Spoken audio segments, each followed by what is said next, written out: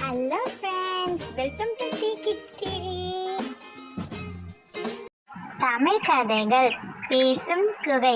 தந்திர சிங்கமும் புத்திசாலி நரியும். ஒரு அழகான காட்டுல ஒரு குகையில ஒரு குள்ள நரி ஒன்று வாழ்ந்துட்டு இருந்துதான்.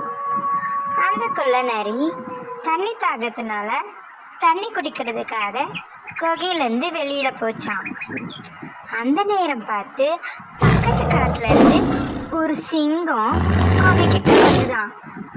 ரொம்ப பசிக்குதே, இந்த குகையில எதனா ஒரு மிருகம் இருக்கும், அதை சாப்பிட்டுடுவோம் அப்படின்னு உள்ள போச்சான். உள்ள பார்த்தா யாருமே இல்லையா.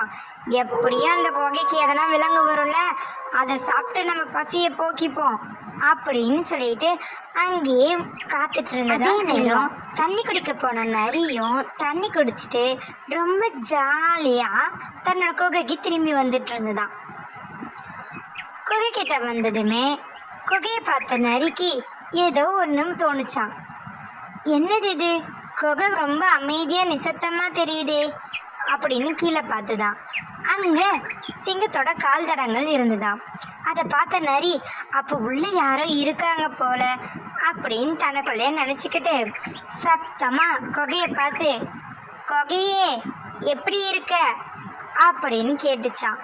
அதை கேட்ட சிங்கம், என்ன இந்த நரி குகைகிட்ட எல்லாம் பேசுது அப்படின்னு நினைச்சுக்கிட்டு அமைதியா இருந்துதான். மறுபடியும் நரி, குகையே இன்னைக்கு ஏன் பேச மாட்ற அப்படின்னு கேட்டுச்சான். அதுக்கும் சிங்கம் அமைதியாவே இருந்துதான். யாருன்னா இருக்காங்களா, அப்படி யாருன்னா இருந்தா தானே நீ என்கிட்ட பேச மாட்ட அப்படின்னு சொல்லிச்சான். அதை கேட்ட சிங்கத்துக்கு, ஐயோ அப்ப இந்த குகை பேசும் போல, இப்ப நம்ம பேசுறோன்னா நரி இங்கிருந்து போயிடுமே, சரி நம்ம பேசுவோம் அப்படின்னு சொல்லி யாரும் இல்லை அப்படின்னு சத்தமா சொல்லிச்சான். அதை கேட்ட நரி, யாரும் இல்லைன்னா அப்ப பேசுறது யாரு அப்படின்னு கேட்டுச்சான். ஐயோ நம்ம பேசிட்டோமேனு அப்பதான் சிங்கத்துக்கு அது செஞ்ச தப்பு புரிஞ்சுதான். உடனே நரியும் அங்கிருந்து சட்டுன்னு ஓடி போயிடுச்சான் காட்டுக்குள்ள. இந்த கதையிலேருந்து நம்ம என்ன தெரிஞ்சுக்கிறோன்னா, நரி தன்னோட குகையிலேருந்து வெளியே போனதுக்கு அப்புறம் சிங்கம் வந்ததை கவனிக்கல. இருந்தும் குகைக்குள்ள போறதுக்கு முன்னாடி ஏதோ ஒரு வித்தியாசத்தை உணர்ந்து கொஞ்ச நேரம் சிந்திச்சு தன்னோட புத்திசாலித்தனத்தால தப்பிச்சுக்கிச்சு.